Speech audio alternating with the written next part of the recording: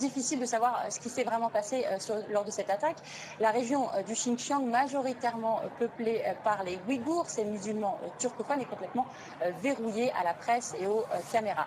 Pékin parle de son côté d'une attaque terroriste. Plusieurs individus armés de couteaux auraient attaqué un commissariat, brûlant des voitures, s'en prenant aux civils aux alentours. La police aurait alors tiré sur les assaillants pour les neutraliser.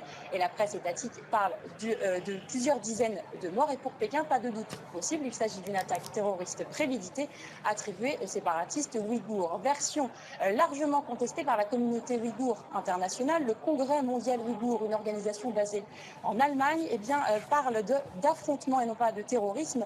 Les sources sur place évoquent une manifestation qui aurait mal tourné, une manifestation à la veille de la fête de l'Aïd el-Fitr, ce qui marque la fin du Ramadan, qui aurait été sévèrement réprimée par la police. Et cette manifestation, elle avait justement pour but de dénoncer les répressions policières grandissantes à l'égard des musulmans qui faisaient le Ramadan. Et c'est vrai que ces derniers temps, Pékin a fortement encouragé les musulmans à rompre le jeûne en public.